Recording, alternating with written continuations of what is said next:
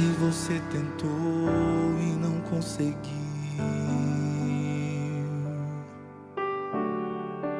se você chorou e ninguém mais viu, se você gritou em meio à aflição, se não encontrou quem lhe estendesse a mão, saiba, Deus tudo viu. Deus tudo viu. Como não iria te acolher?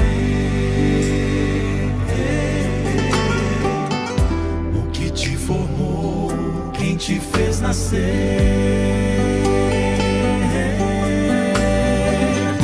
Os seus olhos lança sobre toda a terra. Ele não dormita, por todos vela. Saiba que Ele é Deus, e Deus faz tudo novo, de novo. Se for do seu querer, junta os pedaços quebrados, faz até um morto reviver. Deus faz tudo novo, de novo, se for do seu querer. Como a primavera vem depois do inverno, certo como o sol que surge após a tormenta, Deus faz tudo novo, de novo, pra você. Se a esperança já acabou, só restaram cinzas, nada mais ficou. Se o desespero lhe roubou a paz, quando é impossível recomeçar, saiba, Deus tudo vê. Deus faz tudo novo, de novo. Se for do seu querer, junta os pedaços quebrados, faz até um morto reviver.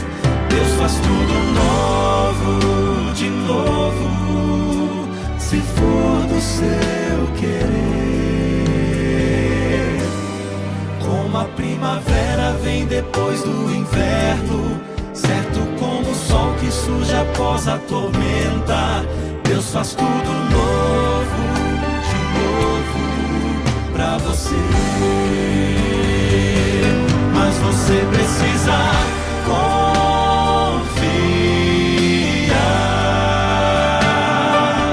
nas promessas que esse Deus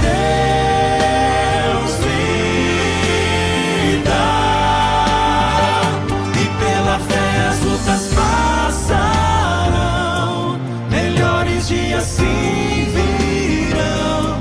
À frente é só confiar, é só confiar. Deus faz tudo novo, de novo. Se for do seu querer, junta os pedaços quebrados, faz até um morto reviver.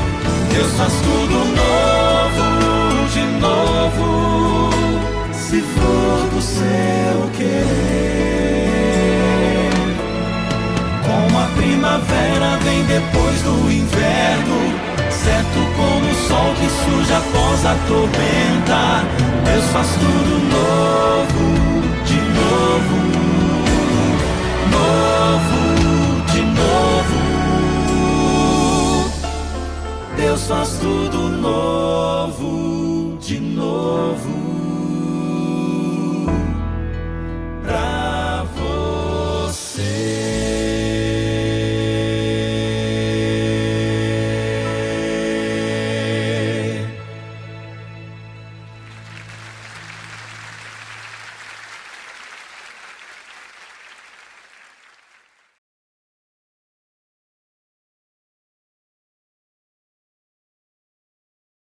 Olá, querido, boa noite. Seja muito bem-vindo a esse tempo. Deus nos preparou esse momento como uma oportunidade para refletirmos sobre temas necessários para a nossa vida. Eu sou grato porque você escolheu ouvir esse vídeo e eu espero que Deus possa, de fato, usá-lo para o seu crescimento espiritual. Vamos orar ao nosso Deus e logo depois nós vamos abrir a palavra dele na carta aos Gálatas, capítulo 5, e de lá tiraremos a nossa reflexão desse tempo. Oremos. Amado Deus, o Senhor é digno de glória porque o Senhor é o único Deus verdadeiro. Eu creio, Pai, que o Senhor tem nos ensinado o caminho pelo qual devemos andar e, Deus, eu oro para que o Senhor seja com cada um de nós que estamos reunidos aqui nesse tempo. Eu espero, Pai, que a reflexão bíblica possa contribuir para o nosso crescimento espiritual, para o nosso amadurecimento e que assim, Deus, a nossa vida possa frutificar para a Tua glória e para o benefício daqueles que estão à nossa volta. Eu oro te pedindo, Senhor, que derrames do céu graça e paz, provisão, sabedoria e livramento, Pai, para a vida de cada pessoa, Deus, suprindo necessidades que possam existir. Eu creio que todos, de alguma forma, estamos precisando da Tua ajuda e assim eu te peço, Deus, que o Senhor olhe para nós e que o Senhor tome o Teu trono de governo sobre nossas vidas. Eu oro também, Deus, por aqueles que ainda estão perdidos em trevas da ignorância. Oro por aqueles, ó Pai, que têm andado longe do Teu caminho. E oro também, Deus, por aqueles que têm desejado Te conhecer. Provê, ó Pai, os meios e as pessoas para que todo mundo que tem Te buscado, que possa conhecê-lo, ó Pai. Esse é o nosso desejo e nós queremos nos colocar à Tua disposição para que o Senhor nos use. Porque o nosso desejo, Pai, é que todos possam Te glorificar e que todos possam Te conhecer. É a nossa oração em nome de Jesus. Amém. Queridos, abram suas Bíblias. Na carta aos Gálatas, capítulo 5, a nossa leitura para a nossa reflexão começa no versículo 13, indo até o versículo 15. O apóstolo Paulo, ele é o escritor desse texto, e ele diz a seguinte palavra: porque vós, irmãos, fostes chamados à liberdade. Porém, não usem da liberdade para dar ocasião à carne. Sede antes servos uns dos outros pelo amor. Porque toda a lei se cumpre em um só preceito, que é amar o próximo como a ti mesmo. Se vocês, porém, vos mordeis e devorais uns aos outros, vede que não sejais mutuamente destruídos.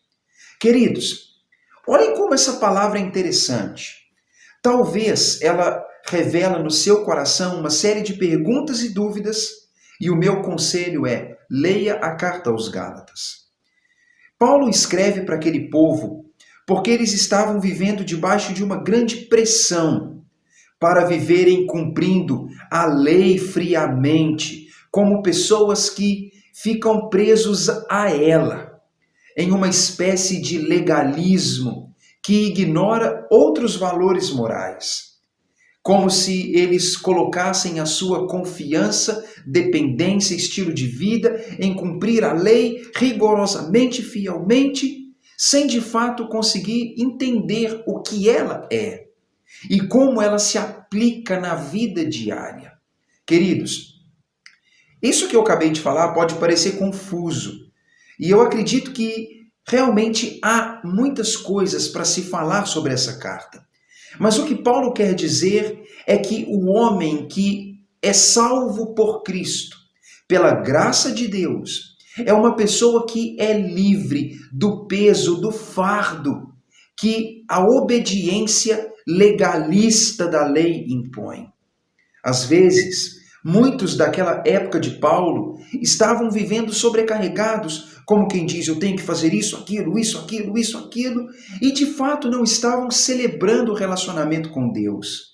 E de fato não estavam cumprindo a lei na prática, porque estavam tão preocupados com o rigor e a severidade, que de fato não conseguiram viver com naturalidade a lei de Deus. E Paulo diz para eles: vocês foram chamados para a liberdade, ou seja, em Cristo o homem é livre, querido. O homem é livre do peso. O homem é livre da condenação, ele é livre da culpa, do pecado, ele é livre do juízo condenatório de Deus. É como se Paulo dissesse: quando o homem ele é salvo, encontrado por Cristo, ele se torna agora liberto. Ele disse isso em Romanos capítulo 5 e 6, quando ele afirma que o homem que está em Cristo, ele é livre, o pecado já não reina mais no corpo dele. E de alguma forma não é apenas o pecado, mas agora a liberdade. Alguém que antes era escravo do pecado, escravo da culpa, escravo do medo, ele quando é salvo por Cristo, ele agora é livre. Ou seja, o fardo, a culpa é tirada. Mas pensa comigo, alguém que antes estava vivendo preso, que estava vivendo sobrecarregado, como alguém que vivia debaixo de uma rédea bem curta e justa. Bem, quando ouve que é livre, ele pode correr um sério risco. O risco de sair do rigor, do exagero, e ir para a libertinagem. Sabe de uma coisa, querido? Nós somos pessoas tendenciosas aos extremos. Ou nós somos legalistas, ou seja, ou nós somos excessivos, ou nós somos pessoas que seguem cegamente a lei. Ou, por outro lado, somos pessoas que levam com libertinagem, com licenciosidade, pessoas que vivem com leviandade, ou de mais, ou de menos, e falta ao ser humano o equilíbrio. Bem, se esse conceito é para todos, pense para você, que é um servo de Cristo. Pense a respeito do povo de Deus. Olha como que, no meio daqueles que se dizem cristãos, como há diversidade. Alguns são rigorosos demais, outros livres demais. E a pergunta é: onde está o equilíbrio? Querido, nós precisamos tomar cuidado com os excessos, e é isso que Paulo quer dizer. O homem é livre em Cristo, mas ele diz no versículo 13 que nós não podemos permitir que a nossa liberdade em Cristo seja um caminho para a carnalidade, para o pecado, para a depravação. Ele diz que isso não aconteça, querido. Por mais que o nosso Deus é perdoador, por mais que Ele é gracioso, misericordioso, nós não podemos abusar, não podemos brincar com Deus, não podemos profanar, pecando deliberadamente. Como diz a palavra de Deus em Romanos, porque a graça é abundante, vamos viver pecando, abusando dessa graça? Paulo responde a pergunta dizendo que quando nós morremos para o pecado, ou seja, quando abandonamos aquele estilo de vida, nós não podemos mais viver apegados ao pecado. Deus nos perdoa, sim. Deus é misericordioso, sim. Deus perdoa o pecador que confessa seu pecado. Mas será que nós vamos brincar com Deus, queridos? Aproveitando dessa grande graça para o tempo todo viver em pecado, ir até Deus fazendo uma confissão que não é uma confissão de arrependimento sincero. Porque muitas vezes confessamos pecado, planejando pecar novamente, sabendo que podemos pedir perdão, acreditando que receberemos o perdão assim todo o tempo. Paulo diz: não use a sua liberdade, não use a leveza que há na salvação em Cristo para viver como um homem sem Cristo. Mas ele diz: sendo livre, escolha viver como servo um do outro. Porque quando nós servimos, porque amamos os outros, é assim que cumprimos a lei de Cristo. Irmãos, olha como Paulo faz um paralelo interessante. Ele usa essa ideia de ser livre, mas ao mesmo tempo ser escravo. Ele diz: em Cristo você é livre, mas você, por amor, deve e pode escolher ser escravo dos outros, porque você ama e pratica amor. Aí alguém diz assim: nossa, mas por que eu deveria fazer isso? Por que eu deveria então me tornar servo, escravo das pessoas?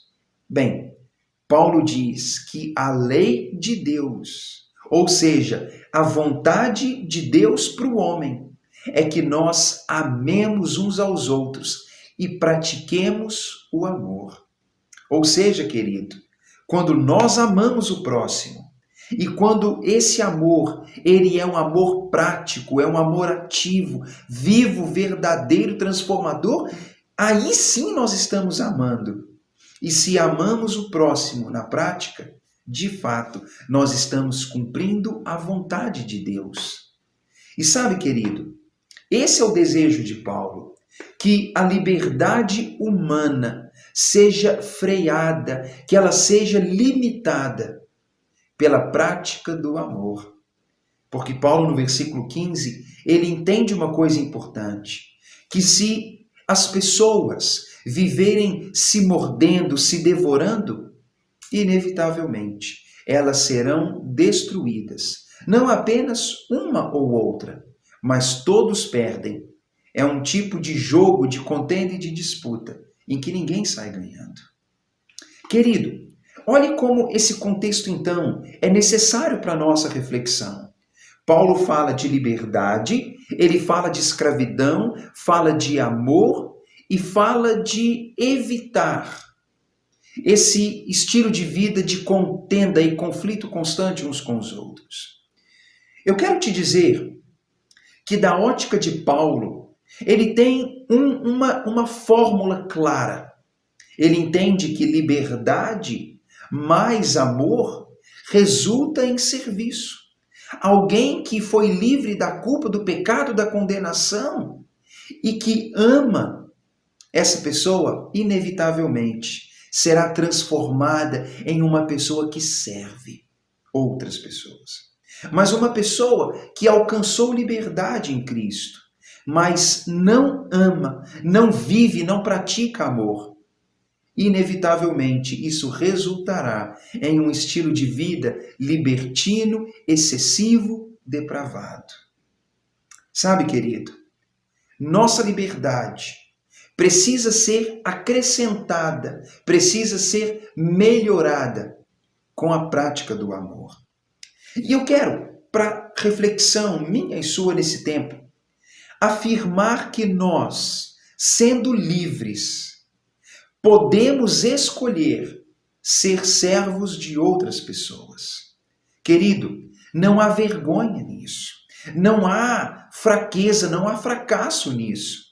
Alguém diz assim: nossa, mas Tiago, você não sabe o quanto eu já tenho trabalhado, servido, lutado, o quanto eu tenho que penar na minha casa com meu marido, esposa, filhos, emprego, o trabalho que eu desempenho. Mas, querido, ser servo por causa do amor é uma virtude. A lei de Deus se cumpre no ato de amar e servir. O problema hoje é que as pessoas acham que amor é um sentimento, uma sensação, uma coisa abstrata. Mas não. Amor é aquilo que é feito para o benefício do outro. E sabe, querido, a lei de Deus se cumpre em amar. Às vezes nós achamos que a lei de Deus, ela deve ser nas nossas mãos um chicote ou um malhete do juiz que dá a sentença, mas não é isso. A pessoa que entende o que é a lei de Deus, ela não vai julgar nem punir, mas ela vai praticar obras que beneficiam outras pessoas. Ame sua família. Ame as pessoas que estão em volta de você. Ame aqueles que você encontrar pelo caminho da vida. E quando eu falo amar, querido, não é sentir friozinho na barriga ou ter um calorzinho no coração. Bem, isso pode estar lá, mas demonstre isso, viva isso, sirva, pratique, cuide. A palavra de Deus ensina que amor é ação. Você é livre, mas a sua liberdade será melhor aproveitada se você escolher abrir mão da sua liberdade, que tende à libertinagem, para viver como servo, um servo por causa do amor. Uma segunda reflexão. Em relacionamentos de ataque, todos saem destruídos. Pense comigo, em relacionamentos de ataque, em relacionamentos agressivos e abusivos, todos saem destruídos, todos perdem. Quando Paulo diz no versículo 15 que se as pessoas estão se mordendo, se devorando, elas acabam sendo mutuamente destruídas. Esse pensamento, querido, ele é muito importante para nós. Às vezes, nós incorremos numa grande ilusão de achar que a nossa boca é maior para devorar o outro, ou que a nossa força, a nossa capacidade, a nossa obstinação supera a do outro nos nossos conflitos. Às vezes nós achamos que nós não precisamos do outro, que nós vamos superar em caso de rompimento, que eu vou dar a volta por cima e que eu não preciso de nada nem de ninguém, que eu sou autossuficiente e que nós estamos constantemente brigando com aquele tom de quem desdenha o outro, como alguém que age de maneira como quem não precisa da outra pessoa, como alguém que devora o outro pouco a pouco, sem se dar conta de que, tirando parte a parte, o outro pouco a pouco deixa de existir para mim na minha vida. Mas há a ilusão de que, não tendo essa pessoa, eu continuarei bem ou talvez melhor do que estou agora. Olha que ignorância, querido. Em relacionamentos abusivos, de ataque e de contenda constante, todo mundo perde. Sabe, eu quero te encorajar a entender isso. Há momentos em que conflitos são necessários. Mas não conflitos de agressão, conflitos de diálogo e ajuste. Mas se você é uma pessoa que vive brigando, vive discutindo, vive xingando, travando batalhas com as pessoas, eu quero te dizer, é tempo de parar. É tempo de colocar um ponto final na guerra. Querido, Salomão já dizia, existe tempo de amar e tempo de não amar, de conflitar. Existe tempo de guerra, tempo de paz. Mas quantos têm vivido uma vida de guerra constante? Guerra dentro de casa, guerra com filhos, guerra com os amigos, guerra com a igreja, com o país, com o governo. Vive em guerra. Tem pessoas que são guerreiras por natureza, sempre insatisfeitas, sempre brigando, sempre julgando. Nunca há paz. Querido, pare com isso, porque você se destrói com o conflito. E você destrói os que estão perto de você. E acreditando que tudo ficará bem, um dia você descobre que brigou com as pessoas erradas, que lutou a batalha errada. O apóstolo Paulo diz na carta aos Efésios, a nossa luta não é contra os seres de carne e sangue. A nossa luta é contra os espíritos das trevas, aqueles que estão trabalhando em prol da causa de Satanás. Querido, se você vive todo dia lutando com as pessoas, especialmente lutando com aqueles que estão mais perto, pare. Você está se destruindo e destruindo aqueles que estão perto de você. A sua liberdade não lhe dá o direito de devorar o próximo. Sua liberdade deve te levar a amar pessoas, curar feridas, ajudar pessoas, procurar o bem delas e não devorá-las. Mas tem uma terceira reflexão. Cuidado, porque existe uma fórmula do fracasso que você não deve aplicar. Quer ver?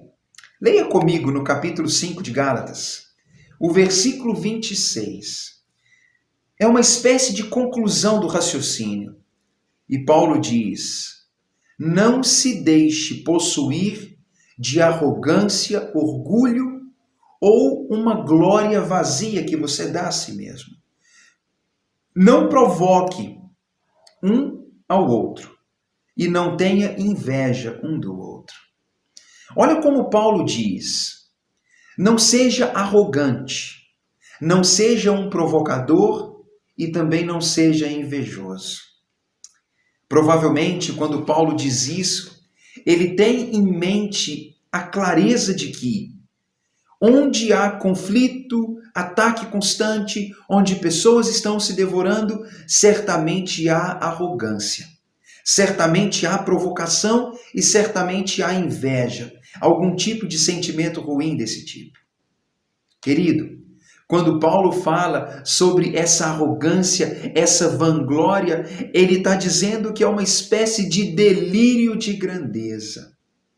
É uma espécie de fantasia de autossuficiência e de superioridade, como alguém que tenta, vamos pensar assim, exagerar virtudes que não existem. Pessoas que estão iludidas a respeito delas mesmas. Queridos, vanglória é uma falha que todos podemos cometer. Quando nós somos possuídos dessa vanglória, dessa arrogância e orgulho, nós acabamos tendo uma visão deturpada de nós e atrapalha o nosso relacionamento com o outro. Porque quando nós nos vangloriamos, nós nos colocamos em posição de superioridade em relação aos outros. E nós acabamos nos tornando juízes, pessoas que olham de cima para baixo, como quem julga, como quem diminui o próximo e como quem acaba se sentindo no direito de agir com superioridade e de tentar prevalecer em todo o tempo. Cuidado com a arrogância. Mas Paulo também diz que é preciso não viver provocando o outro. Quando fala isso, querido, está falando de alguém que constantemente irrita o outro, como que convocando para a batalha, para o combate. Alguém que irrita, provoca, instiga. Alguém que o tempo todo chama para a briga e para o conflito. Cuidado, querido. Cuidado com isso. Às vezes, de maneira intencional ou não, nós estamos convidando pessoas para o combate, para brigar, para discutir, e a gente acaba fazendo isso porque nós somos arrogantes e porque nós queremos prevalecer sobre o próximo. E são esses os momentos em que nós estamos nos mordendo, nos devorando, o que resulta na minha destruição e na destruição do próximo. E Paulo diz: não seja tomado pelo sentimento de inveja. Inveja, querido, é aquela espécie de azedume, de amargor pelo sucesso do outro. Quando nós vemos outro alcançando êxito em alguma coisa e aquilo nos deixa azedos, amargos, isso é inveja. Paulo diz: não se deixe dominar pela arrogância, nem pela provocação e nem mesmo pela inveja. Sabe por quê, querido? Somos livres. Mas não podemos deixar que nossa liberdade nos leve à depravação, à libertinagem. Precisamos escolher ser servos, escravos de Deus e das pessoas por causa do amor. Porque, querido, se nós somos de Deus e Deus é amor, significa que o sentimento que deve predominar em nós é o amor. A lei de Deus se cumpre em amar. E é por isso que eu disse, Sendo livre, escolha servir por amor. Em relacionamentos abusivos e de ataque, todos saem destruídos. E tome cuidado, porque existe uma fórmula que, se aplicada, vai resultar em fracasso. Cuidado com a arrogância. Cuidado com esse espírito provocativo, esse espírito provocador. Cuidado também com a inveja.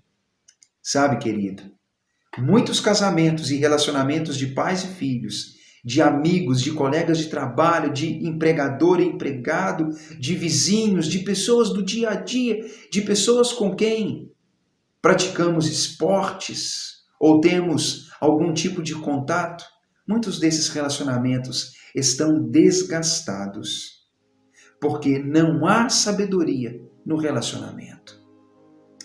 Tendemos a ser extremistas, mas precisamos de moderação. Se você é um servo de Deus, alguém que quer cumprir a lei de Deus se cumpre em sendo livre, viver dominado pelo amor. Querido, faça uma análise. Deixe o Espírito Santo de Deus revelar no seu coração aquele tipo de tendência, de temperamento que pode estar te dominando, crescendo e transbordando de dentro de você. Talvez há quem se gabe de ser assim. Eu era assim, vou continuar sendo, porque é meu jeito, porque, sei lá, minha mãe era assim, meu pai era assim, porque eu acho que assim é que é bom. Cuidado, querido, cuidado. Não há glória em viver de maneira errada. Não há glória em devorar os outros e ser devorado pelos outros. A glória, querido, está em fazer o que Deus manda, em cumprir a vontade de Deus. E a vontade de Deus se cumpre no amor que é praticado. Essa é uma reflexão a qual Deus nos convida, e eu quero te convidar a refletir nesse tema. Amado Deus, eu quero te agradecer, Pai, porque nós estamos aqui diante de uma verdade que nos é necessária. Senhor, sonda nossa mente e coração. Ajuda-nos, ó Pai, a identificar em nós aquilo que nos impede, Deus, de viver essa leveza que Cristo oferece de maneira sadia e amorosa. Ajuda-nos, ó Pai, a nos despir daquele tipo de temperamento arrogante, orgulhoso, dessa tendência de justificar os erros da nossa vida com o nosso temperamento, com a nossa criação, com a nossa maneira de ser, como se nós, talvez, ó Pai, acreditássemos que não tem problema em ser estourado, em ser alguém que briga, em ser arrogante, em ser pessoa que não ama, que não pratica amor. Deus, ensina-nos a ser como Cristo é. Ensina-nos a ser como o Senhor é. Ajuda-nos, ó Pai, a usar da nossa liberdade para amar e não para destruir.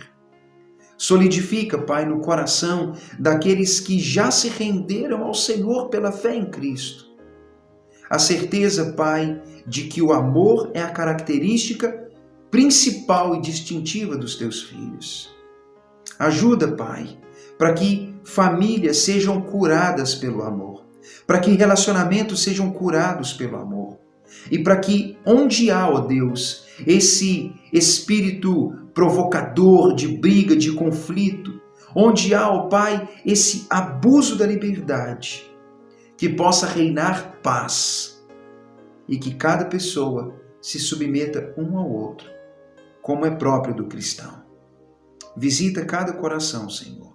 Visita lares e relacionamentos e ajuda-nos, ó Pai, a viver sempre de maneira coerente para a Tua glória.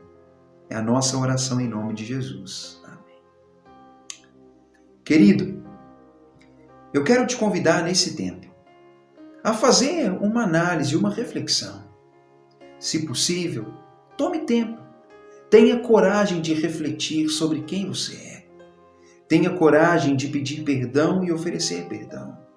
Talvez você tenha elegido algumas pessoas. Bem, nem sei se a palavra elegido ou eleito.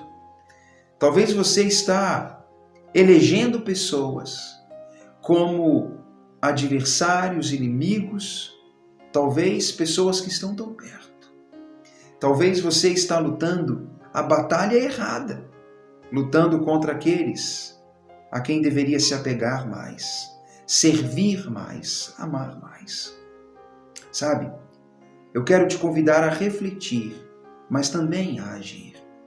Eu quero te convidar a deixar o Espírito Santo de Deus vasculhar as profundezas do seu coração, para que você identifique tendências, traços de personalidade, temperamento que são incoerentes, pecados que precisam ser confessados e abandonados, para que de fato você viva como alguém que cumpre a lei de Deus pela prática do amor. Querido, a reflexão só tem valor se a reflexão nos levar à ação. E é a isso que eu te convido. Reflita, ore, coloque em prática. E eu espero que Deus abençoe cada um, que Deus dê paz e que dos céus Deus manifeste glória, poder e misericórdia sobre a vida de cada um. Fiquem em paz.